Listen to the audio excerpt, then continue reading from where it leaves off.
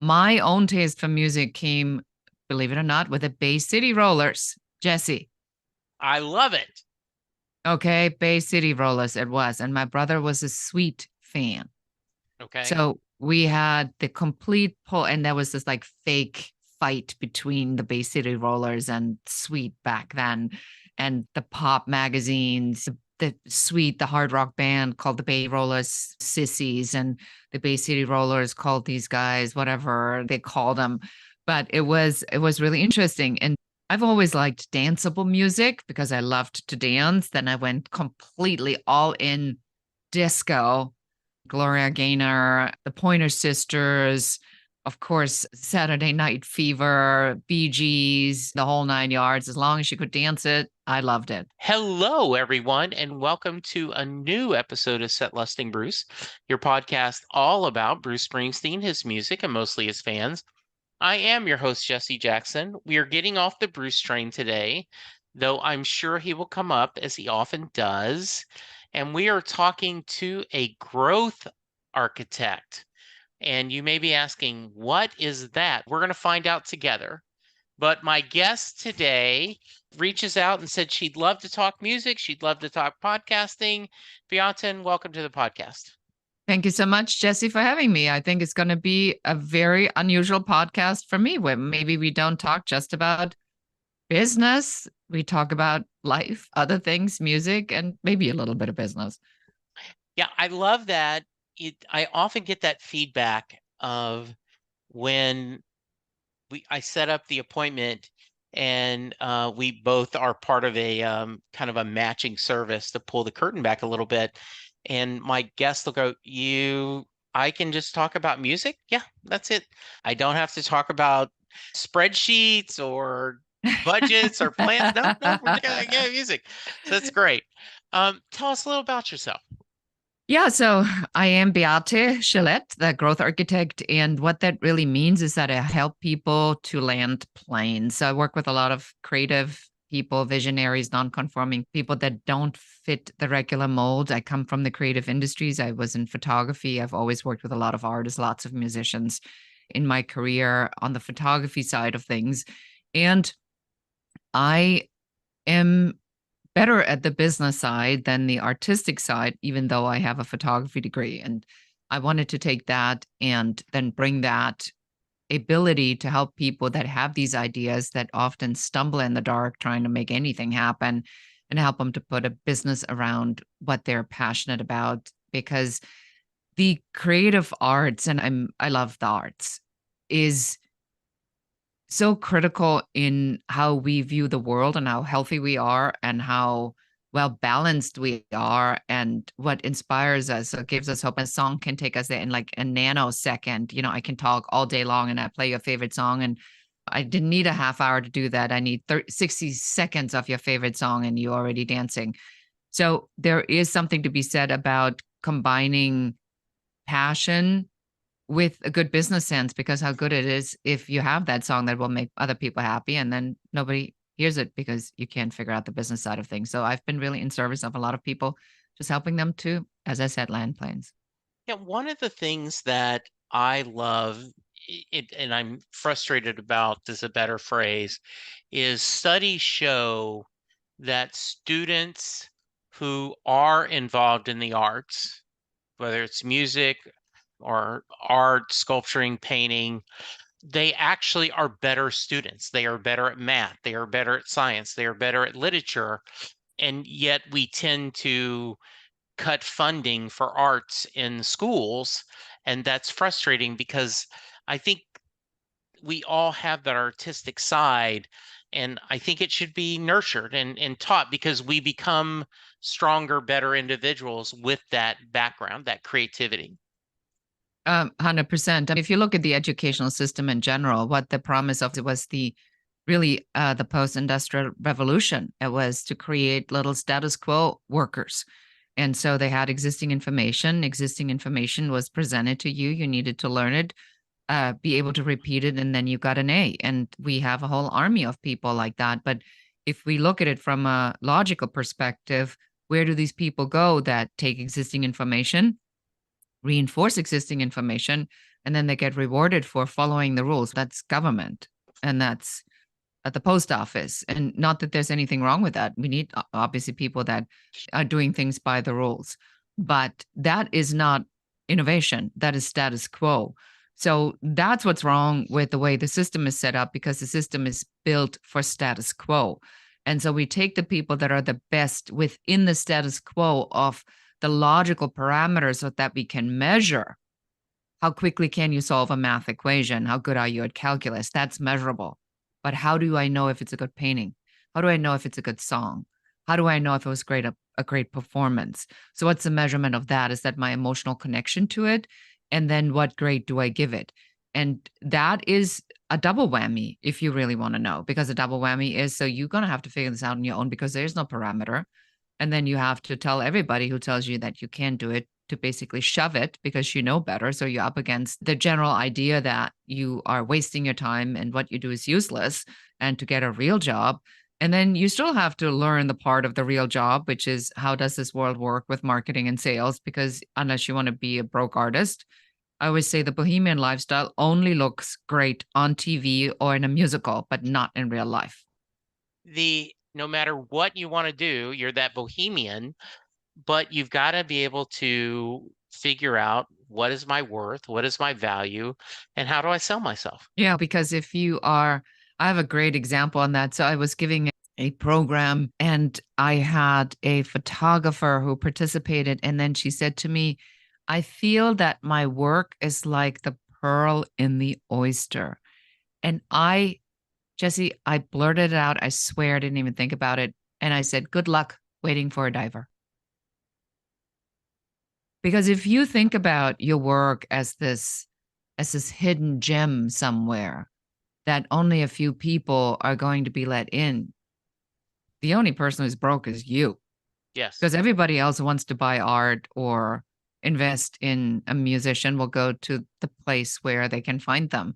They're not going to look for you. You have to have a top of mind awareness. You have to be in front of them. And if you're not, then you're not going to even be in the ball game at all. Like you're nowhere to be found. And if you're nowhere to be found, it means nowhere to make money.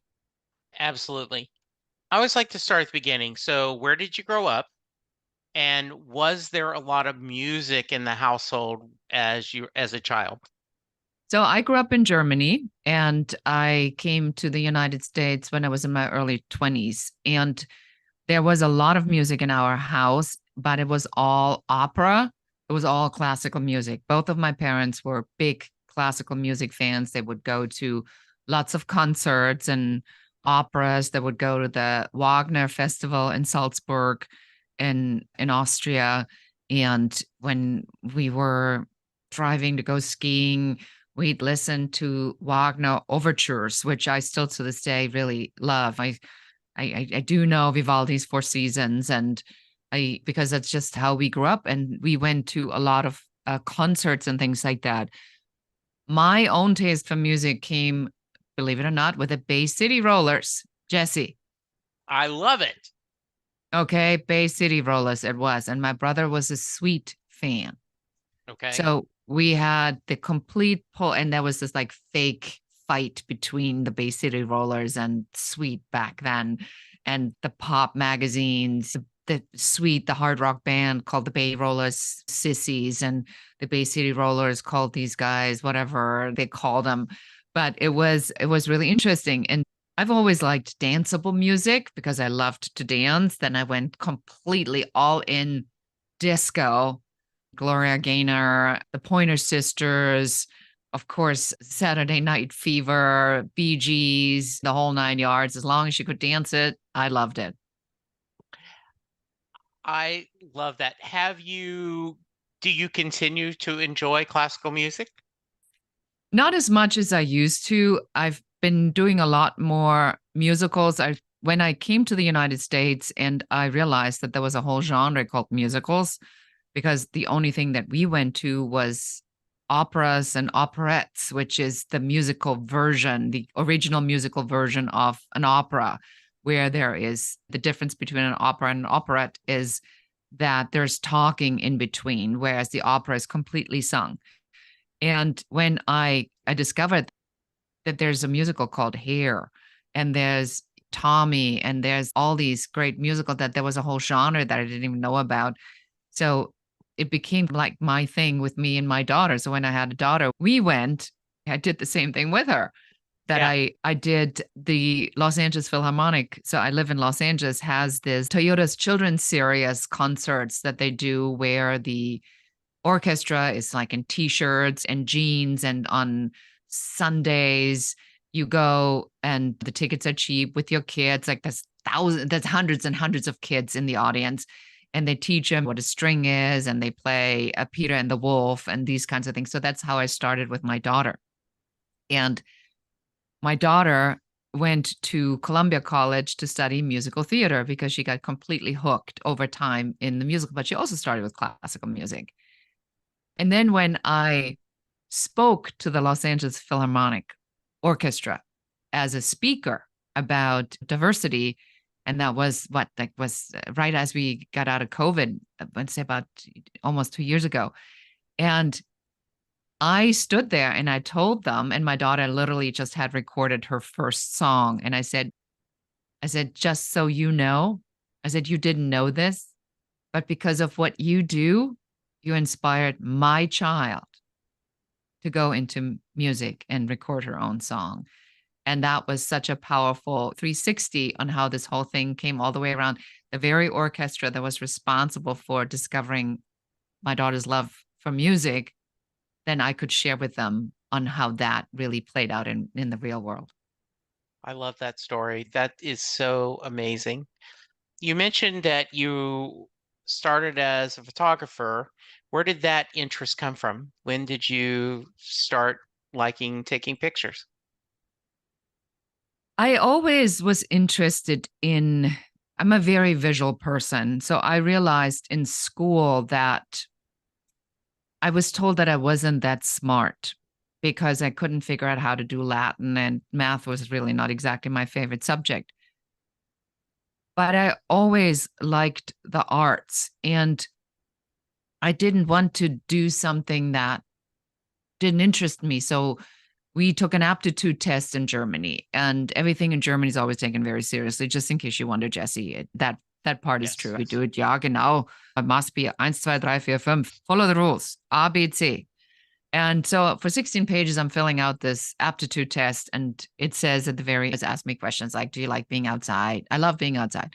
Do you mind carrying heavy loads? No, I'm healthy. I'm young. I can carry a thing or two. Okay. Are you afraid of heights? No, I'm not afraid of heights. And I'm like doing my thing. And then at Sure. the end of it, guess what the aptitude test said I should be?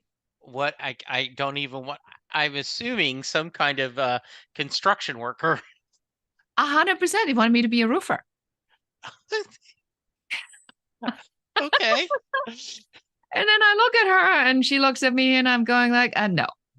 Yeah. And not that there's anything wrong with roofers. And if you're a Yeah. roofer and you're listening to this, by all means, thank you for putting the shingles and keeping us Yes. dry.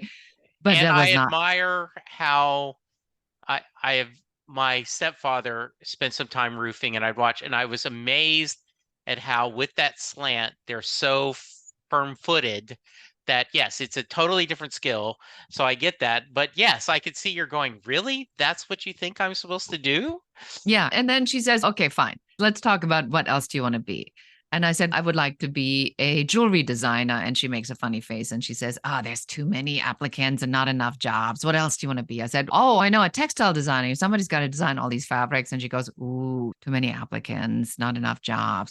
What else do you want to be? And yeah, you know where this story is going. And I said, a photographer. And guess what she said, Jesse? There's too many of them and not enough jobs. Exactly. And then she says to me, why don't you become a secretary?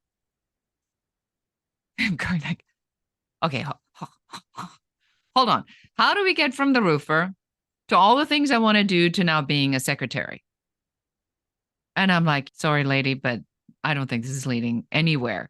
So I learned very early on that what other people interpreted my skills to be probably wasn't going to work. And so I became a photographer anyway. So Only to Go ahead. Go ahead. Yeah, I'm going to ask you some more, but I had a story for you. For the longest time, I could not stand consultants. And since then, I've gotten over my fear and I've realized there are good consultants and bad consultants. But my issue with consultants is they would come into the company where I'm working and they would ask questions. And what is your biggest pain point? And I would say, staffing. I'm having trouble finding people, keeping them going. Oh, so what I really heard you say is that your systems don't talk to each other.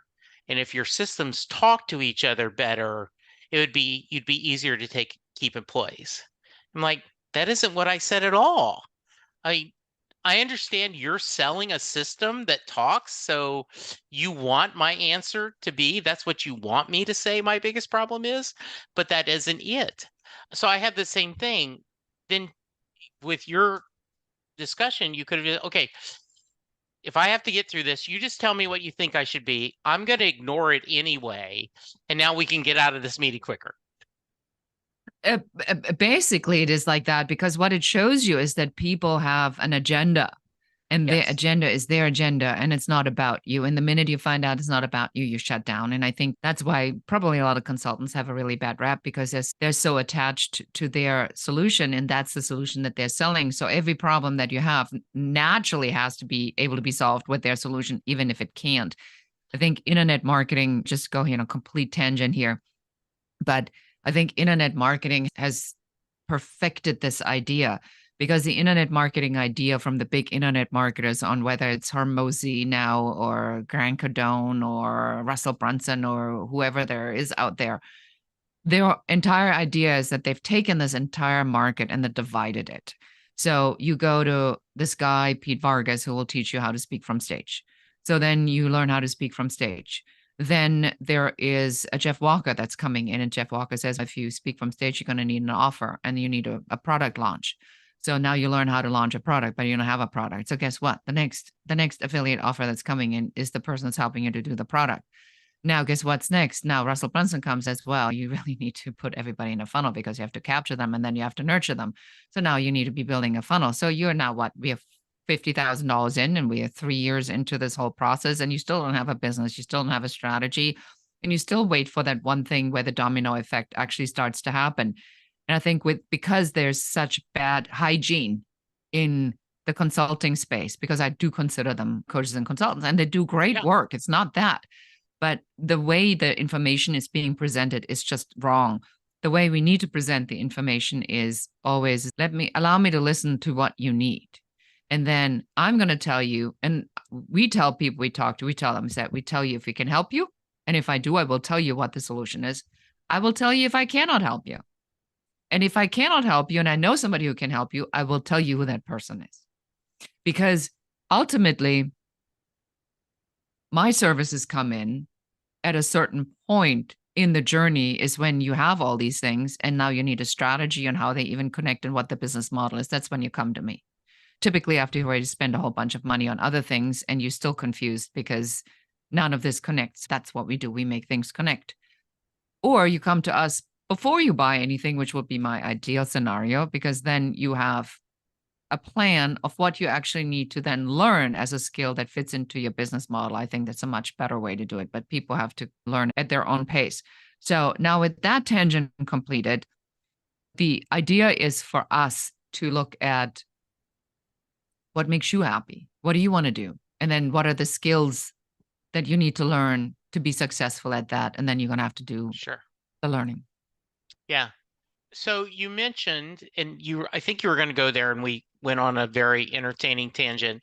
You became a photographer, but you found that you liked the business part more than the creative side. Tell me a little bit about that. Yeah, as my career as a photographer began, I was starting out as an assistant. And as an assistant, my job was to make photo jobs happen. And so there's this moment where I'm in Switzerland on top of a glacier. And my job was to figure out how to get a helicopter that would take an Audi Quattro to the top of the glacier for a photo shoot. And so there's this moment where I'm literally at the glacier and I'm looking to my right, and you hear the helicopter blade noise.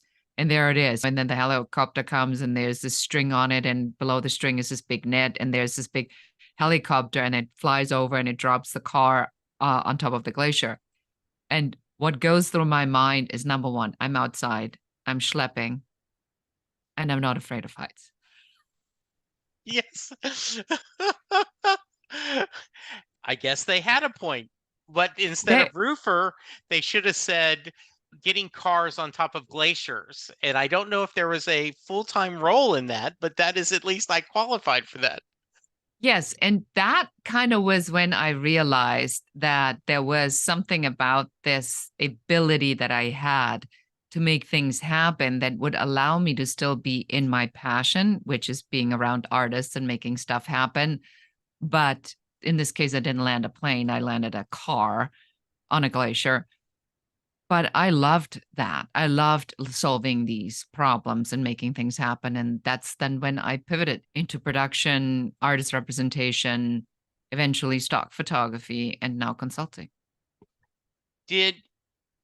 I think that road to Damascus moment is so important that sometimes we find that where I had a similar experience. I was selling car insurance over the phone, and I realized after a few months that the part I really loved was when someone would call and say, my husband is going to lose his job if we don't keep this car insurance, but I'm not going to get paid till blank. We're going to lose our insurance. He's going to lose his job. And I went, okay, let's figure out how to do this. And I would come up with a solution. I would work out things to do. And I realized that solving people's problems is what brings me joy, helping other people. And in fact, my LinkedIn profile says I take unhappy customers and make them happy because that's what I love to do. And there is people like Bruce Springsteen that pick up a guitar and know this is what I want to do the rest of my life. But a lot of us, we have to go through that journey, don't we, to try to figure out where I want to be and what's going to be my passion. You do know that his sister is a photographer, right? Yes, I do know that. Yes, Yes, a and very successful one. very successful one. And I met her many times in Los Oh, Angeles in the scene. Yes. oh, neat. Yeah, That's it took good. me a little bit of time to figure out that Springsteen and Springsteen maybe related. And then they go, oh yeah, that's Bruce. That's Bruce's sister. I'm like, oh, okay. That's pretty funny. She has her own identity, right? So She does have her own identity. what I'd love is I'm sure there are people that are in the photography world go, hey, um, to him, are you Pam Springsteen's brother? And I'm sure that would make him incredibly proud of his little sister. I've seen her on stage a couple of times, not in person, but on videos where she will join him on stage. And he looks like a very proud big brother.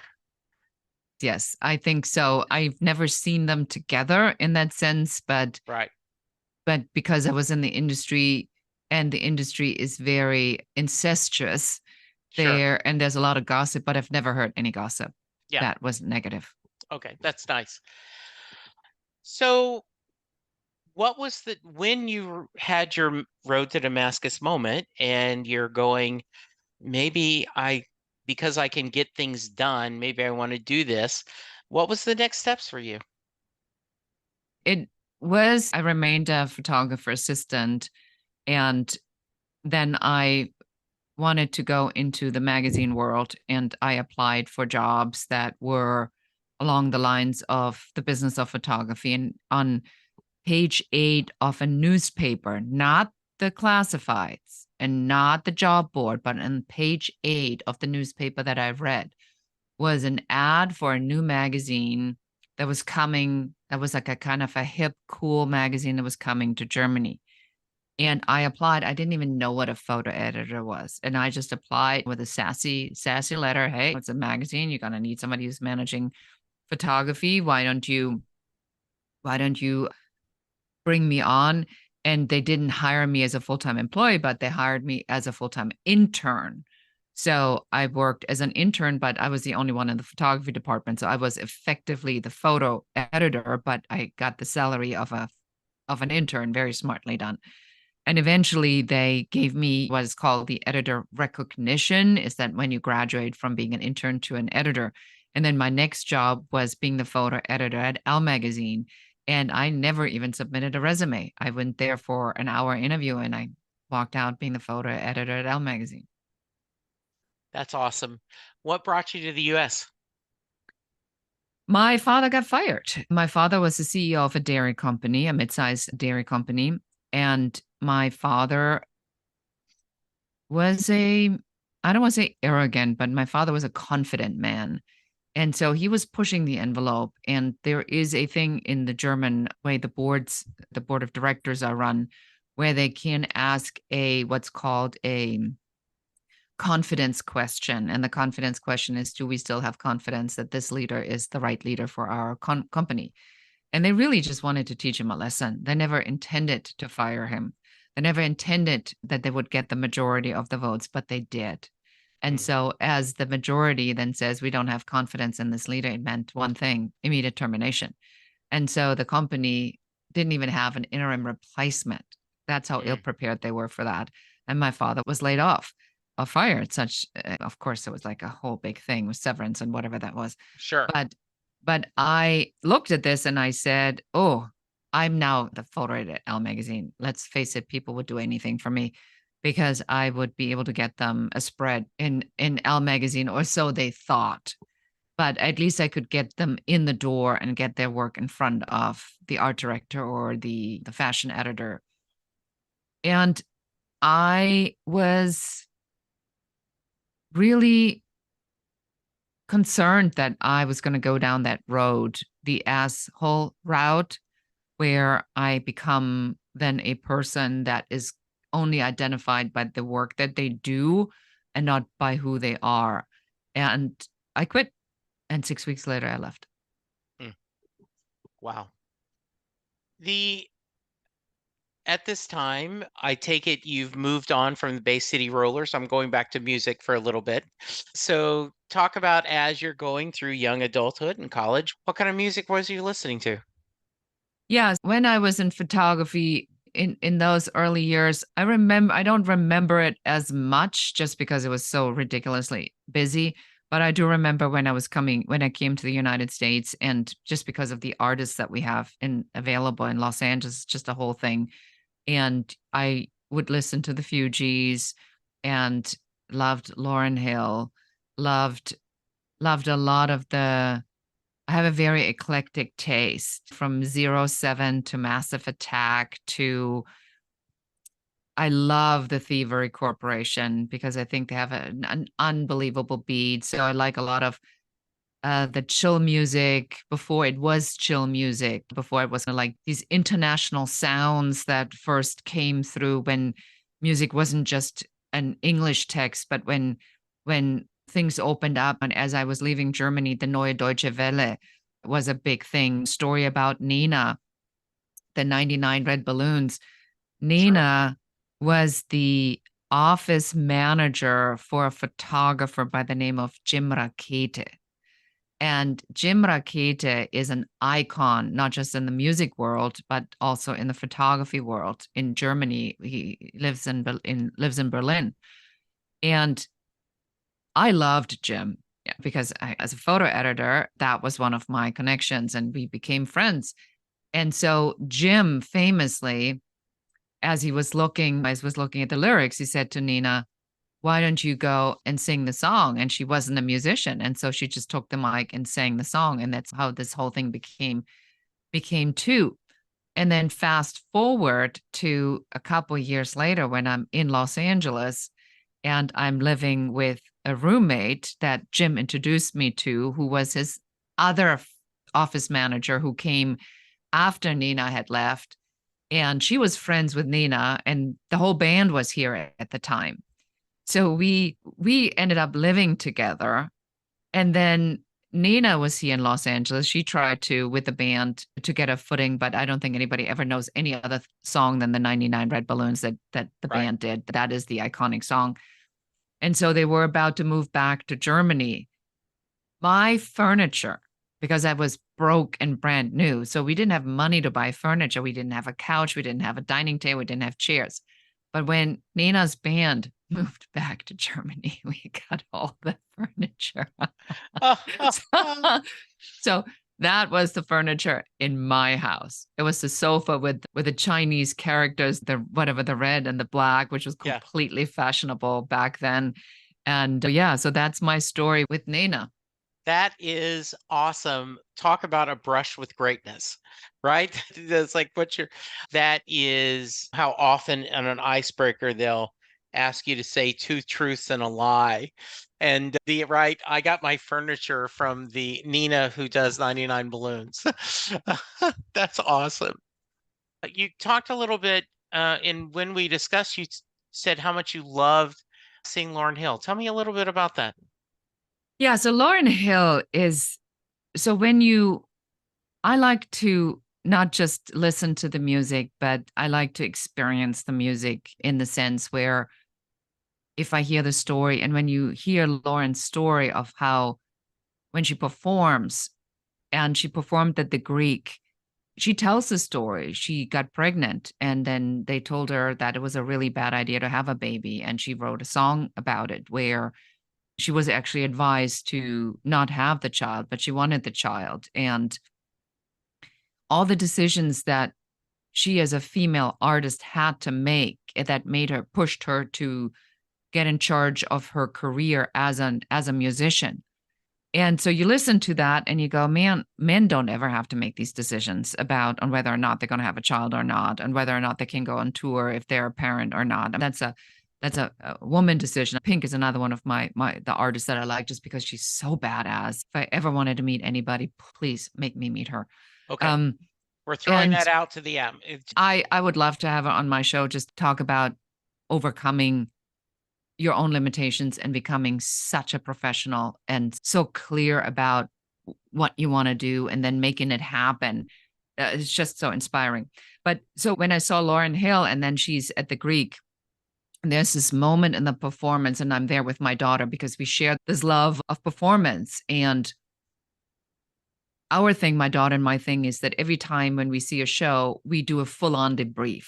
We talk about every song. We go, she was a little flat there. I can't believe that happened. That was so powerful. Nope, didn't hit the note. Sorry, girl. And it's because we both enjoy it. So we've seen so much that we talk Yeah, about it like you sure. would talk about with another artist. Is what do you think?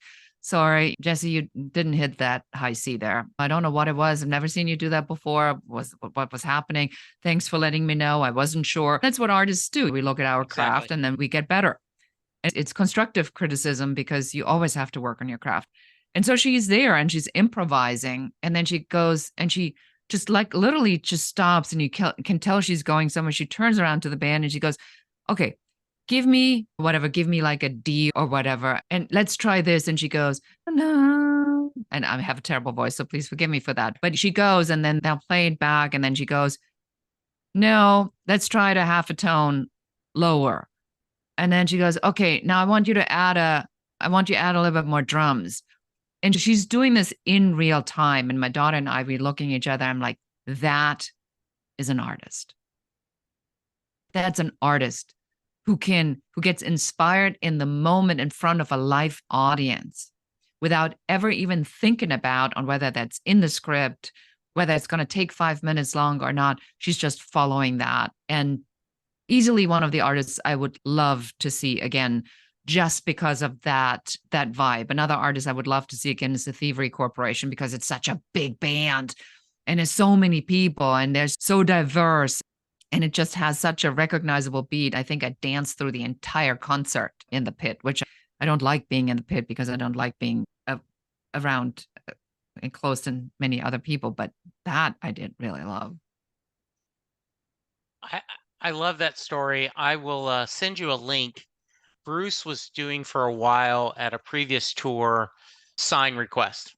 The audience, he would pick up a sign and someone suggested the Chuck Berry's Never Can Tell, and the video includes him trying to tell the horns what key, and they do this together. You watch them figure it out, similar to what you're talking about Lauryn Hill did. And I love that when it's a spontaneity, that this idea of I want to get creative, I want to try this, and if it doesn't work, it doesn't work, but that's okay. And to have that confidence that the audience is with you, we are ready to go on this journey together, is just really beautiful. I would have liked to have been there too. That's great. Um, but you did mention there's a band that you tend to follow the most, and tell me a little bit about them. I love that punk. Okay. Now, can you remember when you first found them, and what about their music spoke to you? It was just this like earworm. I don't even know what the song is called off the top of my head right now, but it was just my daughter played it in the car. That's what it was. And I'm like, and she goes, Mom, are you doing like the head bopping thing? And I said, I do. And I said, it's so good. It's just so good. And you know what it reminds me of now that I talk about it? It reminds me of Kraftwerk because I also have a story with Kraftwerk. Okay, I'd love to hear the story. So when I was when I've before I went to photography school, I had a summer open and I became an intern at a photography lab. Hmm. One of the women that worked there was the wife of the founder. Okay. Just as Kraftwerk became, this big thing with Fahren auf der Autobahn, which means driving on the freeway.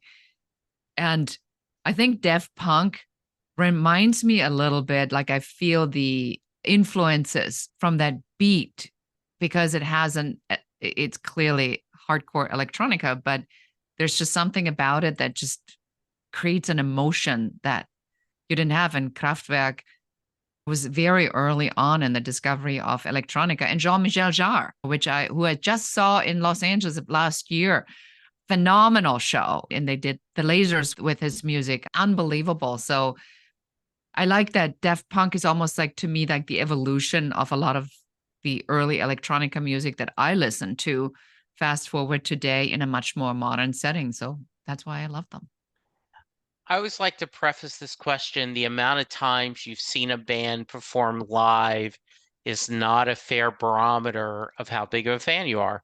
There are people that have never seen their favorite artist just because of circumstances. And there's other people that if it's the right time, they've seen them tons. Have you been able to see them live? And if so, do you count how many shows? No, I have not seen them live. I wished I would. I think that the problem with concerts right now is that they're so cost prohibitive. We just had Taylor Swift in Los Angeles doing a 4-day show, and Yeah. the average fee you spend is like $1,300.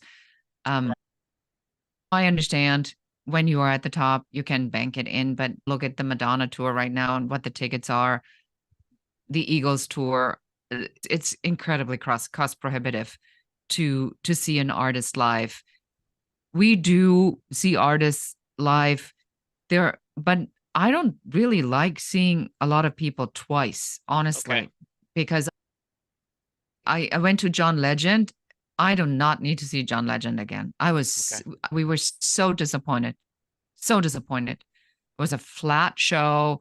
He just couldn't connect to the audience. I just saw Regina Spektor, who is like a more folksy singer.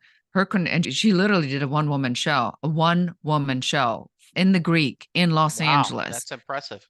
And she handled that audience like a pro with her professionalism and just her natural demeanor. I did not feel that from John Legend. I was like, dude, why are you letting me down? But that's why I keep going back to Lauryn Hill. That's an artist I would see again just because I know I'm going to see something different. I'm going to see an artist who hear the same thing over and over and over again. Yeah. I want to be for that. I can't just go and listen to the song in the car. Sure. Yeah. I want to see a performance. I want to see a performer. Yeah. Have you ever seen Bruce live? No, Okay. never. Yeah. No. Bruce and I have an interesting feeling about him. He feels coming from Europe. He feels very American. in his music. And I think that's his appeal, which is why the joke is when, certain politicians play Born in the USA at certain rallies and you go, dude, have you like checked the lyrics? I remember when a certain ex-president was in the hospital for COVID and his list was fans were playing that. I don't think they know what this song means yet. So there's a part about where I just lack the relatability to his music because I didn't grow up here. I came here after the Vietnam War, so a lot of the protest music just didn't resonate with me because I couldn't relate to that. For the longest time I felt weird about. I didn't even know what a Vietnam vet was, what that meant. It just took me some time to really understand because the information we were told, it was also very selective until all the information came out. So I admire his longevity with this, and I admire that his fan base continues to be inspired by him. And that's really how we judge an artist, even if it's not our artist per se. Is like, what is the message, and is there true connection with a particular piece of audience? Because that's as consultants and coaches and people who are selling stuff to other people, that's always what we look for. What's the engagement with our prospect, with our audience, and are we inspiring them? Are we doing what we set out to do? And he seems to clearly do that. So for that, I can totally respect that. Would I now go home and play a whole bunch of Bruce Springsteen songs? No, I would not. Okay, that's okay. It's all right. Everyone has different thoughts. Let's talk a little bit about the podcast. So, why did you decide to start a podcast? And first, tell my listeners what the podcast is and what its purpose. Yeah, so my podcast is called the Business Growth Architect Show. And the purpose of the podcast is to help people to understand how to strategically approach having a business and building a business and growing a business and scaling a business. And my goal is to take things that other people make incredibly complicated because they want to sell you high ticket items. Not to say that I don't eventually want to sell you a high ticket item, I do. But the purpose of this really is my mission is to impact, because my value is that my impact is measured by the impact I help you make. So if I help you make an impact, then my impact is guaranteed. If I don't help you make an impact, then I'm not fulfilling my purpose. And we did this as on purpose as a company because we wanted to make sure that we are driven by the right set of motivation, that we're here to serve other people, to make an impact, which means I want to give you the information so you can go out, share your message with more people, and then whatever that message is will resonate with more people because we help you to fine tune that. And so the show is mostly about that. I bring people on from sales, from marketing, from branding to help you understand what that really means. And we focus on very specific things. I just interviewed somebody who's the CEO of one of the top sales training companies currently in the world. And there's just something about him that I really like, because when he has these sales conversations, they don't feel like a sales conversation, but he's clearly selling. But there's just something that he has. And then he said something to me in the interview, which I never heard. And I always look for the things I haven't heard. So that's how we build our clients. We look for the things we haven't heard. And he says, a lot of people have imposter syndrome. He says, but I look at this way. If I'm in the room with you, I'm in the room with you because of my subject matter expertise. You can have a subject matter expertise in your subject matter, but that doesn't mean that you're better than I am. Even if you are higher up than I am technically, or you're a billionaire and I'm only a millionaire.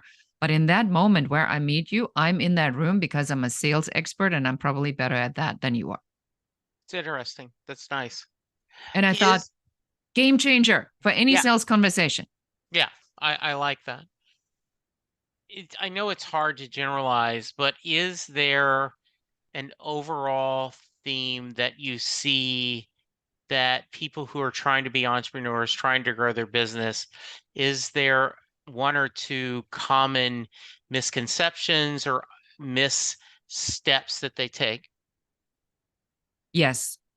And typically the number one thing that I see is they start just following bad advice without ever sitting down and thinking about what's the strategy I want to follow. It's really not that difficult. You got to figure out what is the goal, where do you want to go, because the business model is driven by what you want to do and by what you don't want to do. So if you're not a good public speaker, then the strategy shouldn't involve public speaking. Please don't take Pete Vargas's course because that's all about public speaking. Then you want to take a course how to be a good podcast guest. That's probably more along the line. Still gets you in front of a lot of people. You're still speaking, but you don't have to break out in hives.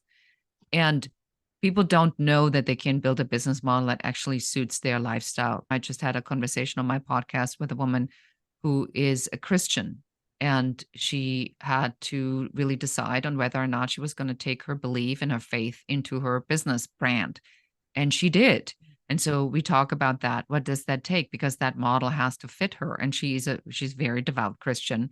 So that fit her model and it works for her. So you need to, as you step out into your business, get very clear who are you and what makes you different and unique. And then instead of apologizing for that, you have to double down on that. And then once you know that, then we can create the strategy on how to get you there because we know where you are right now. We know where you want to go. And then we decide the strategy.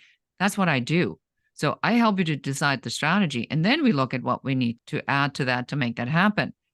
But people go and they look at this promise that people make, the ethical persuasion, and they fall for it because they believe that this ethical persuasion language, which is built on psychology and persuasion techniques, is helping them to identify something that they didn't know, whereas it more often than not sells to your fears. And that makes them rich and you confused. So that's, to me, the biggest mistake I see. Please get your strategy in place before you buy anything. Yeah. If you don't know where you're going, how do you know when you're going to get there? Or any Yeah. way will get you there. Yeah. And so I understand.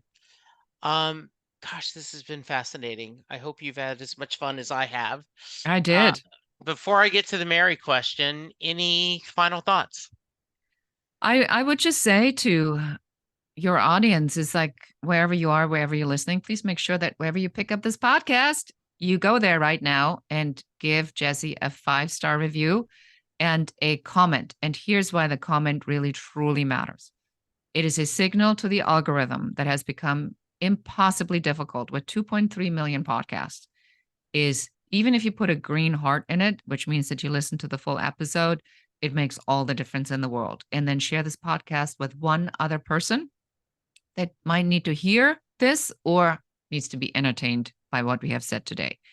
And then the second thing right after that, what I would say is don't take failure personal. I recommend you to look at failure by the example that I use, and it's like a GPS in your car, right? So you go to your car, the GPS says, update me, new navigation system available, update available, but you don't have time. So you're busy, you got to get there, you got to go to soccer practice, you got to do this, you got to do that. And then one day, inevitably, that road that you've taken the shortcut is now a cul-de-sac because they're building the freeway. Boom, there you are. So now you're going to get out of the car. You're going to throw yourself in the middle of the street. You're going to throw a temper tantrum. You're going to go, I'm the worst driver in the world. This will never happen. That's it. I'm going to sell the car. Insurance too expensive. I hate driving the car. Freeways suck. People suck. Insurances suck. You get into your car. You wave at the person with the hard hat and the neon outfit with a little reflective stripe, and you say, got it, update the GPS, can't take this road anymore. And shockingly, the destination that you set out to reach, you still know that is still there. So that's never even been a question on whether the destination is still there. It's just not that way. So from here on out, I want you to look at failure literally just like a cul-de-sac that was built while you weren't paying attention, and find another way. One of the things that I do as a support leader is I try to tell my team, look for a way to say yes. There's going to be a lot of ways to say no, and that's easier. But when you get someone calling for help, let's look for a way to say yes. Let's look for a way to be there for someone. This is awesome. All right. Jay Armstrong was a honors English teacher. He's now retired. He's a writer. But when he was teaching, he would give his students the lyrics to Bruce Springsteen's Thunder Road, and they would discuss it as if it was a poem. They would talk about the lyrics, they would talk about the imagery, the themes Bruce's explores. And at the end of the day, he would ask his class, does Mary get in the car? Beate, that is your question. Does Mary get in the car at the end of Thunder Road? So here's my challenge with this. Okay. So, number one, I really don't like how he's talking about her woman to woman, because if somebody says, look, let's face it, you're really not that pretty, but you're okay, by that time I will already have punched you in the nose and we are over, because nobody gets to talk to me like that. This, this almost, I hate to say, but I have to say, it's almost like this loser like attitude. Is like, look, I know who I am. I'm totally flawed. I look at you. Let's face it, you're flawed. And let's look at the guys you've been with, and they're really all losers. And let's face it, we're in a town where there's all losers. What do you say? Let's get away. So the objective of Mary's mindset then would have to be, I have that kind of self awareness, which frankly I'm challenged with, because if she had that kind of self awareness, would she be continuously going out with losers or listen to a guy that tells her she's not that pretty? So I say she does not get in the car. That is an excellent answer. My wife always says, no, he called her ugly. So absolutely great answer. I love that answer. Thank you so much. If someone wants to reach you, tell them how. Yes, go ahead and reach out to me. I'm all over social media under my name, Beate Chelette, or the Growth Architect, and drop into my DM, say hello. Make sure you mention this show so I know where you're coming from. If you have a takeaway, please share it. And if you heard anything, you say, I must speak to this woman, go to uncoverysession.com. Again, make sure you mention the show. Then we'll gift you a 15-minute complimentary uncovery session with our business growth advisor to talk shop and brainstorm a little bit about how we can help you to take your business to the next level. And if you want to know what your business growth blocker is, if you have a business, go to growthblockerquiz.com. It's a free quiz. And in 3 minutes, I can help you identify exactly why that business is stuck or not growing, or what you need to do to set it on the right path. That is awesome. Yeah, this was wonderful. I had so much fun. I hope you did. Everyone go to the website, check it out, check out our podcast. Yes, give her a 5-star and comment review. It really does make a difference. We're going to end with give a little love, take a little love, be prepared to forsake a little love. And when the sun comes shining through, we'll know what to do. The greatness of the Bay City Rollers. Listeners, thank you for listening. Be safe, be kind, and we'll talk to you soon.